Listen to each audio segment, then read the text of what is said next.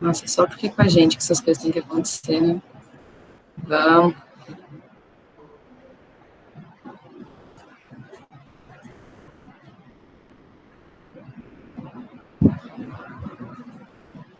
Vocês estão enxergando ou ainda está meio travado? Tá pequeno ainda, amiga. Foi, né? Agora tá certo. Uhum. Então tá bom. Bom, gente, eu, Amanda e a Natália vamos apresentar para vocês a última apresentação do 30º ciclo de palestras do GFMO, que é Resiliência da Eucaliptocultura frente aos distintos cenários edafoclimáticos do Brasil. Então, a nossa apresentação está dividida em 5 partes. Primeiro, a gente vai fazer uma breve introdução dos setores de florestas plantadas, depois a gente vai falar dos climas brasileiros, depois os efeitos climáticos e depois os mecanismos que esse eucalipto desenvolveu frente às adversidades. E, por fim, a gente vai concluir.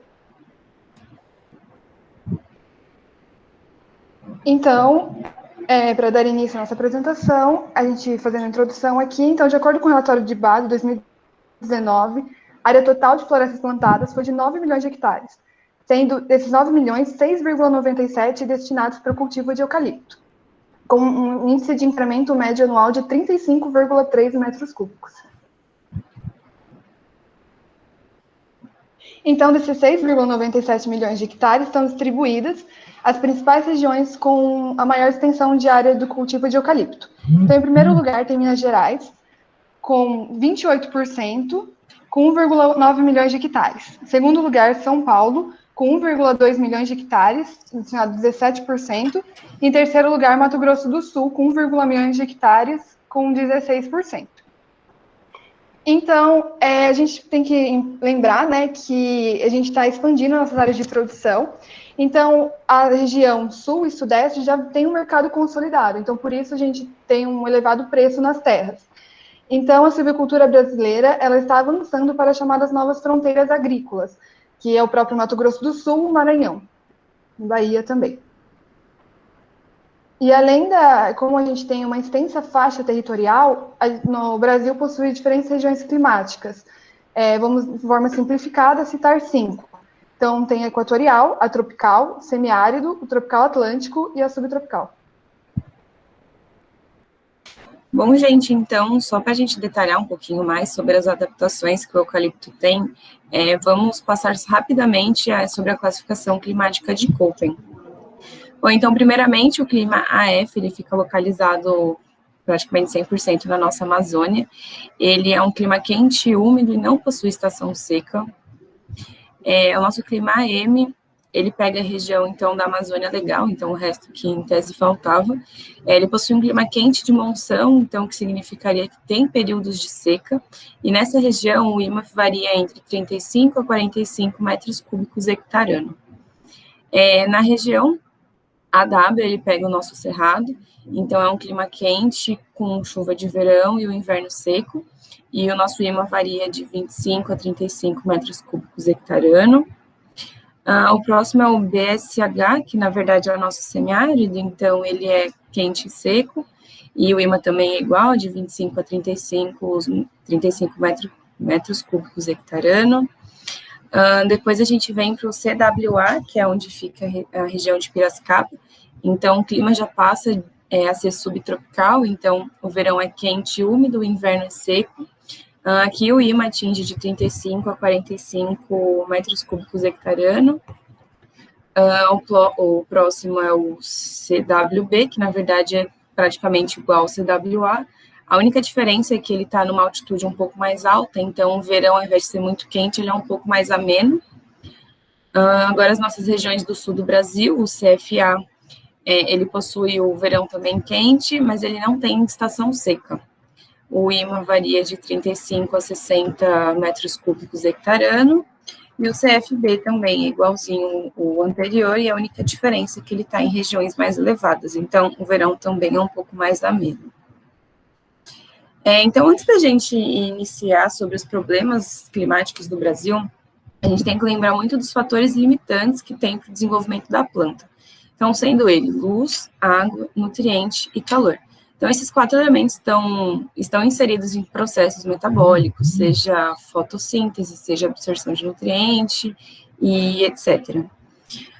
E em cima disso, então, a gente consegue perceber que se uma região for muito quente e tiver um solo que consegue absorver, enfim, absorver nutriente, mas a questão de água, então a chuva é mais escassa, tem períodos de seca, a gente consegue compreender que vai causar um certo estresse para a planta, justamente porque está faltando um desses 4 fatores. Então, agora a gente vai falar um pouquinho sobre os principais efeitos dos fatores climáticos. Bom, o primeiro dele é o déficit hídrico, então, praticamente é quando em uma região está chovendo muito pouco e, com o tempo, acaba também diminuindo o consumo de água no solo. Logicamente que isso varia com a duração, a intensidade e o período de ocorrência em cada ciclo. Então, vamos citar no caso o eucalipto. Quanto mais jovem for a nossa planta, mais estresse ela vai sentir com relação, no caso, a isso, a seca. Os outros fatores que podem agravar ainda mais o déficit hídrico é o clima, então a gente consegue colocar aí o calor e o índice pluviométrico, então as chuvas, e os tipos de solo. Aqui, só por curiosidade, a gente pegou o mesmo mapa e circulou, então, as regiões com alta chance de déficit hídrico, que no caso é o nosso cerrado e o nosso semiárido, e no caso de médias chances, que pega essa parte do resto da Amazônia Legal, porque tem períodos de seca, e a região aqui do Sudeste. Bom, então, quando a gente pensa em déficit hídrico, a primeira coisa que vem na nossa cabeça é água. Então, nada mais justo do que a gente também trazer para vocês, mais ou menos, a média de como que chove no Brasil. Fazendo um adendo, então, para quem não sabe, o eucalipto ele consome aproximadamente de 800 a 1.200 milímetros de água por ano. Vamos lá. Então, no clima F, varia praticamente de 1.400 a 3.500 milímetros ano. No AM, CWA e CWB fica de 1.000 a 1.800. O AW de 1.100 a 2.000 milímetros ano. O BSH, bom, é extremamente baixo, então ele fica de 400 a 600. E os nossos aqui do sul ficam de 1.500 a 2.500 milímetros ano. Então, com isso, o que a gente consegue reparar é que se a gente quisesse fazer uma implantação, no caso de eucalipto, no nosso semiárido, ele praticamente não ia conseguir se desenvolver, porque ele não tem nem o mínimo necessário de água que o eucalipto precisa. E aí agora a gente pensa, mas estão falando também que no cerrado também tem um alto índice de seca. Então, o que acontece? A gente tem que lembrar apenas que as chuvas no Brasil tem lugares que são mal distribuídas, como no caso do cerrado. Então, eles acabam ficando de 3 a 6 meses num período de seca, o que às vezes não, o que pode trazer estresse hídrico muito forte para eles. Aqui a gente só trouxe uma curiosidade mesmo para vocês verem, é uma correlação, então, do IMA com o déficit hídrico, e aqui é mais ou menos assim, quanto está aumentando 100 milímetros do déficit hídrico, está diminuindo 10 metros cúbicos de IMA do eucalipto. Então, aqui nesse gráfico, a gente consegue reparar aqui, quanto maior o déficit hídrico, mais está diminuindo a quantidade de como as árvores estão crescendo. O pessoal que acabou de entrar mais para frente, eu explico o que é IMA para vocês. Outro ponto que é muito importante, então, são os solos. Para a gente entender um pouquinho se um solo é bom ou não, a gente tem que analisar os seus atributos físicos, e dentro deles, então, tem a retenção de água, a aeração e presença de O2, no caso do oxigênio, e a resistência à penetração de raiz. Então, um bom solo, a gente tem que ter um equilíbrio entre a retenção de água, essa presença de O2, e o solo não pode ser resistente o suficiente para que a raiz não consiga se desenvolver. Aí, em cima disso, a gente só quis trazer umas adversidades, então, com relação à textura, que é o que é mais fácil de explicar. Solos arenosos, eles tendem a ter uma infiltração da água muito mais rápida e uma baixa retenção, então a água simplesmente infiltra, enfim, ela infiltra. E em solos argilosos, essa infiltração é um pouco mais lenta, só que eles conseguem reter mais água, então a água fica acumulada. Em cima disso, então, os efeitos do déficit hídrico, a gente pode encontrar diminuição da área foliar ou até mesmo queda das folhas, fechamento dos estômatos, então diminui a taxa fotossintética da planta, e a diminuição nutricional, porque já que a gente está sem água, a gente não consegue fazer o transporte de solutos e, enfim, levar todos os nutrientes necessários. Aqui são só alguns exemplos, então, mais práticos. Aqui é eucaliptos no geral, então, um pouquinho de umas imagens de seca, a gente parece que não, mas acontece bastante. E o próximo ponto, então, no caso, são frio e geado. Então, quando a gente tem um estresse a baixas temperaturas, nós temos que pensar em 2 pontos. Primeiro, o resfriamento, então, que é quando a temperatura cai o suficiente para prejudicar a planta, mas não para matá-la, enquanto o congelamento, enfim, congelamento literalmente mata a planta. Essas danificações podem ocorrer, então, devido ao grau de resfriamento, então, tanto que está resfriando, a duração e a velocidade que a temperatura muda, então, o quanto que ela resfria muito rápido e reaquece muito rápido. Então, essa mudança brusca é o que mais causa também estresses e, possivelmente, a morte de várias plantas.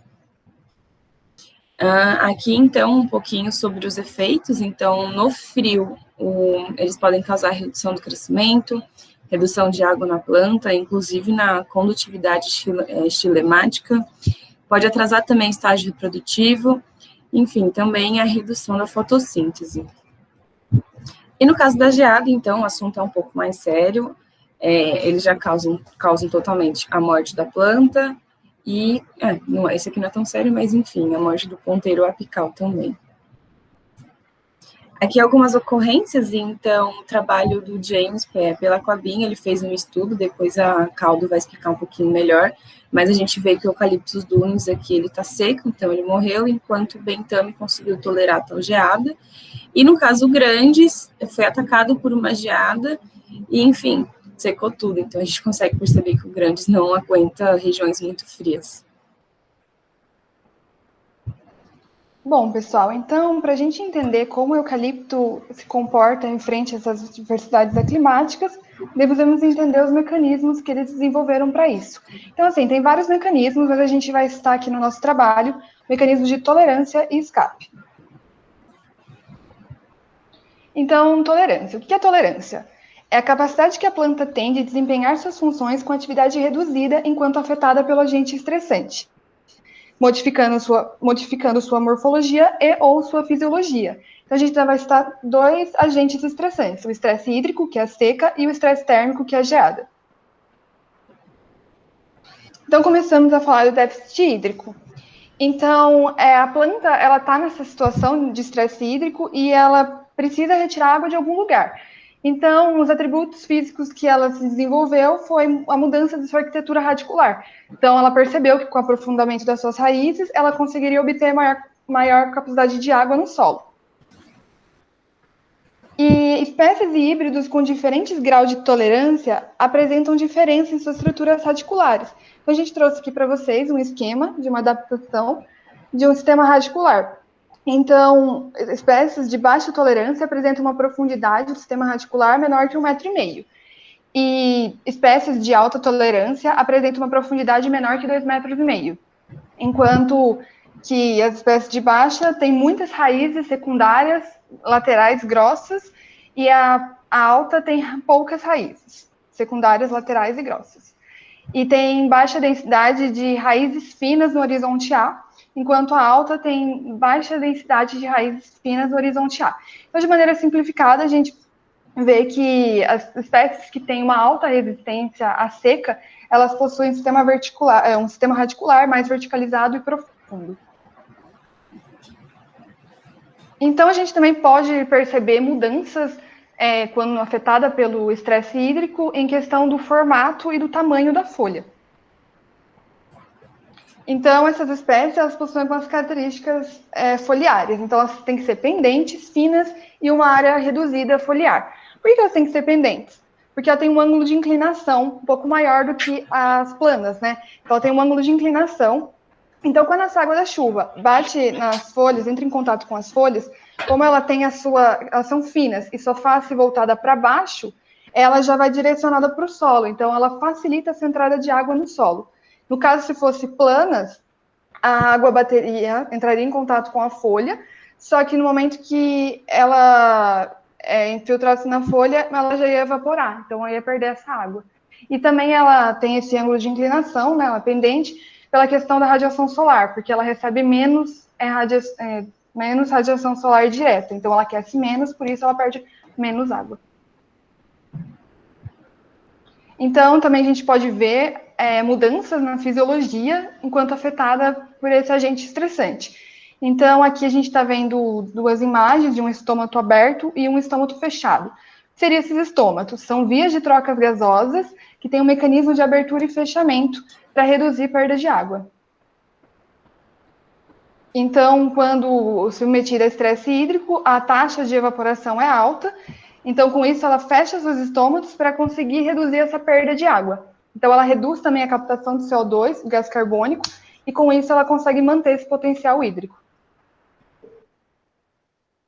Bom, eu trouxe aqui algumas espécies adaptadas a essa condição, que tem o Eucalyptus tereticornis, o Camaldulensis e o Graciana. Eu trouxe essas espécies porque são as espécies mais tolerantes à seca, né? São as que mais toleram aqui no Brasil. Então, temos genótipos híbridos, são os mais recomendados para resistir a essa diversidade, que é o Grandes e o Camaldulensis, o Orofilo e o Camaldulensis, que é o material genético VM01. Mas é importante citar que o Grandes com Camaldulensis não é um material genético muito adepto às empresas, porque, como vocês estão vendo, a copa é rala. Então, entra maior incidência solar e aí tem uma alta incidência de plantas daninhas. Né? Com isso, como ela já está submetida a um estresse hídrico. Então, ela vai ter um gasto maior, né, um gasto energético maior para combater essas braquiárias, e não seria interessante, né, porque seria interessante ela, com o menos possível, perder de água. E também agora tem a geada, né, que é uma outra diversidade climática, e o eucalipto também, as plantas, conseguiram criar mecanismos para isso. Então, eu trouxe aqui um trecho explicando, vou explicar assim de maneira simplificada do que está escrito aí, que as baixas temperaturas, elas agem na estabilidade e na atividade enzimática, favorecendo o metabolismo dos carboidratos e mantendo a integridade da sua membrana celular. Aí vamos entender o que é isso, né, gente? Então, assim, trouxe um esquema, né, para exemplificar isso, e a planta, então, submetida a baixas temperaturas, elas sintetizam compostos orgânicos, como carboidratos do tipo sacarídeos e oligosacarídeos, que vão diminuir esse ponto crioscópico da célula, que seria o ponto de congelamento. Então, o que acontece na célula? A célula, quando ela está a uma temperatura abaixo de zero, ela sofre um super resfriamento, e aí vai congelar o exterior, e o seu interior vai perder água, porque ela quer tentar retirar toda a água do seu interior para não congelar. Então, sofre um processo de osmose. Essa água do interior vai para a solução extracelular. Então, congela o meio externo e o meio interno permanece descongelado. E aqui trouxe também outro mecanismo, que é o escape. Tem vários tipos de escape, mas a gente trouxe o escape pelo local, com a percepção do homem, né? Então, o que seria isso? São alocados genótipos com diferentes graus de tolerância em relação à posição topográfica do relevo. Então, aqui a gente está vendo que o Dune foi plantado na parte mais alta, porque ele tem uma baixa tolerância à geada, né? E o Bentame tem uma alta tolerância à geada, então por isso que foi plantado na parte mais baixa do terreno. E aí eu trouxe algumas espécies adaptadas em relação a essa diversidade, que é o Veminarius, o Bentame e o Globulus. Trouxemos essas porque são as que resistem mais a essa questão da geada severa, né? Só que é importante citar que o Dune é um material muito plantado no sul do Brasil, mas não é tão tolerante assim como a gente pensa. Bom, gente, então, diante de tudo isso, podemos concluir dois fatores. Primeiro, que existem diversas regiões edafoclimáticas no Brasil. E segundo, para que a planta se desenvolva, ela necessita de água, luz, calor e nutrientes, como a Natália mencionou, que são os fatores limitantes. Só que também existem diversas espécies de eucaliptos, que, como já vimos, são mais adaptadas a certas regiões. Logo, temos que continuar com a pesquisa para a gente conseguir descobrir quais são as melhores espécies tolerantes a essas adversidades. Então, no Brasil, a gente tem uma área enorme para investir. Então, como sabemos, que a gente está estudando todas as espécies, tem todos esses genótipos, né? Então a gente tem que avançar cada vez mais nessa área e sair um pouquinho do convencional do Urograntes, que é um genótipo muito desenvolvido. E sabemos assim que o caminho é longo, mas não é impossível. E é isso, essas são as nossas referências bibliográficas que utilizamos, que estão os nossos contatos. Agradecemos muito a participação de todos vocês. E agora a gente abre um espaço para dúvidas e questionamentos. Bom, o tempo de apresentação de vocês foi de 19 minutos e 44 segundos. Opa! Tá muito boa a apresentação de vocês, meninas. Bem boa mesmo. E agora é o momento de perguntas, gente. Levante as mãozinhas, faça um feedback. Tudo é válido. Pode falar, Bruno. Bom, eu não tenho nenhuma dúvida, só queria parabenizar mesmo, pois eu acompanhei o último ciclo de palestras, né, que a gente teve presencialmente, e vendo agora a apresentação da Caldo e também da Liber, vocês evoluíram muito, assim, já era bom, o que era bom ficou melhor. Mas só Beijinho. dizer, parabéns mesmo, meninas, mandaram super bem. Obrigada. Obrigada. Tem que concordar com culpa. Martina? Ai, gente, concordo, também adorei. Tá muito ótimo, vocês falaram super bem, os slides estão no ponto e o tempo está no ponto também, o que é muito difícil. Então, arrasaram, sério.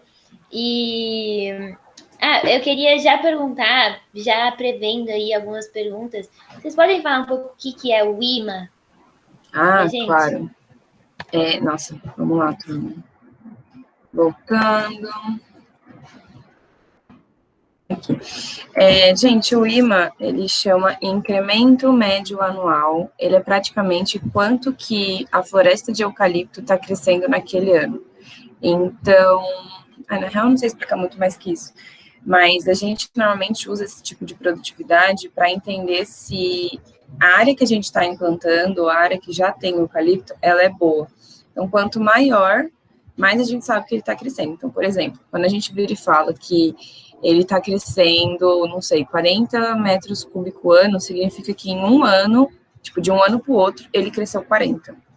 Aí, no próximo ano, tende a diminuir, porque a árvore cresce muito mais rápido no começo, depois ela vai estagnando, mas, de qualquer forma, é isso. Então, no caso aqui de déficit hídrico, quando a gente está com déficit, a gente está diminuindo. Então, ao invés dele crescer, 40 metros cúbicos, ele está crescendo 35, porque a gente está com pouca água.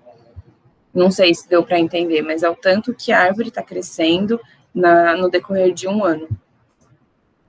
Ficou mais fácil. Se alguém quiser me complementar também, fiquem à vontade. Eu tenho uma dúvida, só indo nesse embalo também, porque eu achei muito da hora esse gráfico, mas ele tomou como base alguma espécie? Eu não lembro se vocês comentaram. Ai, perdão, eu não sei se eu comentei, mas é pro eucalipto mesmo. Acho que eu esqueci de falar exatamente porque a gente estava falando de eucalipto, mas ele é destinado a eucaliptos no geral. Isso, no eucalipto geral. em geral. Vocês sabem se já tem algum gráfico que seja de pinos ou algumas outras espécies mais comuns também? Ou vocês nunca viram? Nossa, eu vou ser muito sincera, eu nunca vi de pinos. A única coisa que eu sei é que o IMA do pinos fica em torno dos 30, que faz muito tempo em torno de 30 metros cúbicos hectare ano. E querendo ou não, o pinos, então vamos supor, enquanto o eucalipto são só alguns resistentes à geada, o pinos ele é mais, enfim, tolerante, tanto que ele é do sul. Então acho que ele não... As pessoas, se eu não me engano, não estão avançando muito com o pinos para descobrir outros lugares. Então, acho que a produtividade dele por ano não deve variar muito. Não sei se deu para entender. Não, deu sim. Perfeito. É uma ideia, porque como a gente não pesquisou direito do pinos, é o que eu entendo. Não, pode crer. Eu imagino que seja por essa via mesmo. Mas obrigado aí. Sim, imagina.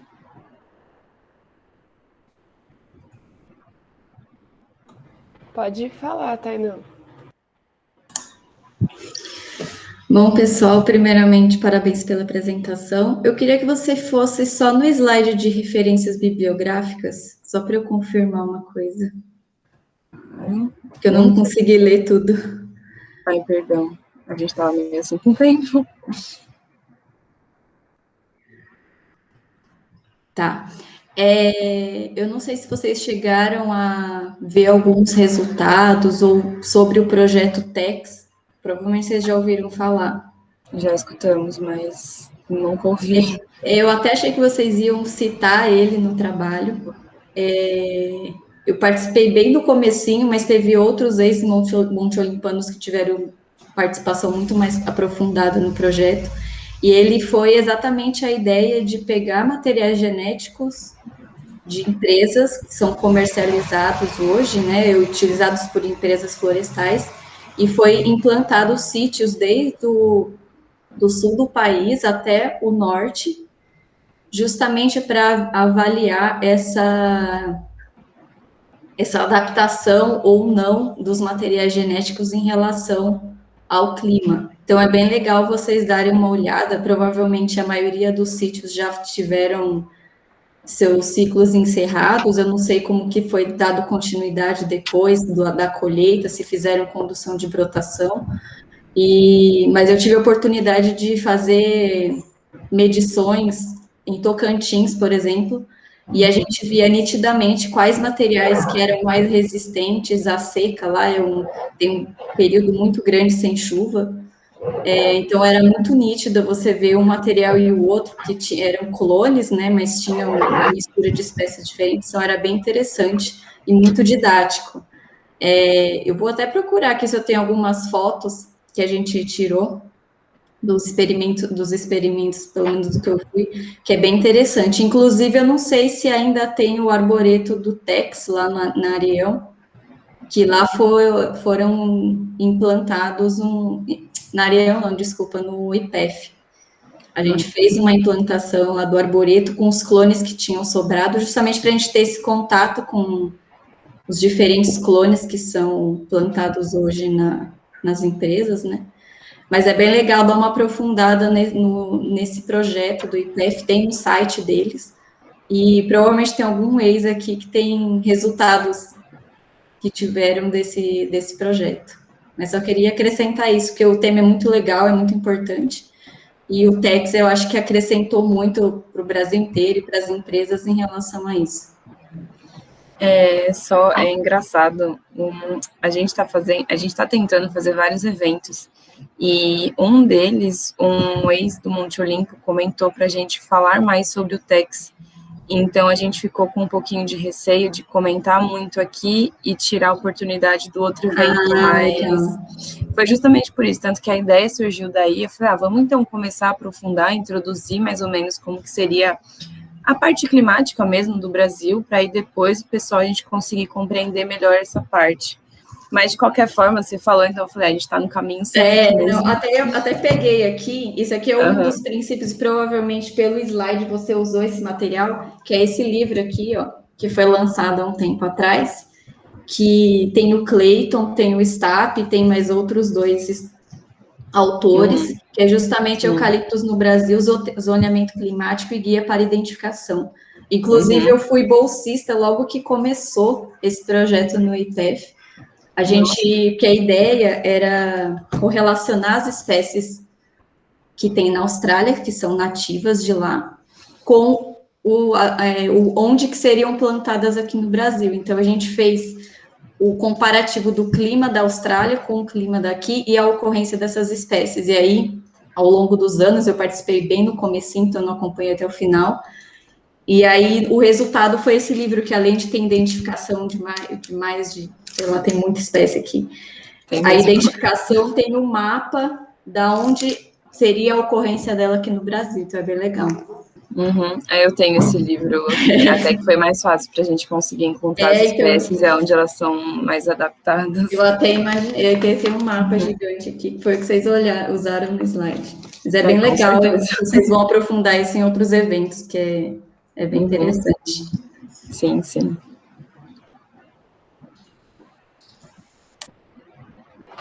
Bom, então, passando a pergunta para o Antônio, pode falar. Meninas, parabéns pela apresentação. Vocês foram excelentes, trazendo aí contexto do clima, eucalipto, produtividade. Só para ser mais específico, eu gostei muito do slide 16. Vocês conseguem colocar lá, por favor? Claro. E aí já aborda um pouco esse slide 16. Eu até mandei um link aí para vocês, é um artigo de opinião. E esse slide, ele destaca muito bem a questão do imã, né? Que alguns aí que estão iniciando o curso não tem muita informação, mas fique tranquilo, viu? Até o fim do curso vocês vão estar craque nisso. E esse slide, ele apresenta muito bem a questão do imã, principalmente em áreas novas, né? Em áreas que o pessoal está sendo áreas de reforma, que não tem muita informação para a produtividade de eucalipto. E aí o imã, né, pegando o imã como assim, um dos indicadores, ele é importantíssimo para a gente ter informação do nível tecnológico que pode ser aplicado nessa área, né, nessa área nova, ou mesmo nas áreas que já vem sendo manejada, né. Então, em diferentes idades, a gente consegue ver como, pegando o imã como indicador, se a produtividade, né, aquela produtividade que ele está atingindo é de baixo nível tecnológico, de médio ou de alto nível tecnológico. Então, e essa foto aí dá para conciliar muito bem o imã com a questão climática, né? Então, se a gente pegar essa foto aí as áreas que tem maior transpiração e tem água, com certeza vai ter maior produtividade. E as áreas que tem, né, baixa transpiração e pouca água, com certeza vai ter menor produtividade. E o imã é esse indicador, né? Um dos indicadores. Era isso, obrigado. E todo mundo aí que apresentou, adorei as palestras. Teve alguns pontos aí que eu não consegui aprofundar, mas, assim, acho que a gente está sempre aprendendo, né? E vocês mostraram muita coisa aí que eu gostei demais. E aprendi muito também. Valeu. Obrigada pela participação também, porque aqui observando a gente, é sempre bom ter os nossos ex-envolvidos. A gente agradece muito e excelente contribuição. Com certeza vai ser muito engrandecedor para a gente.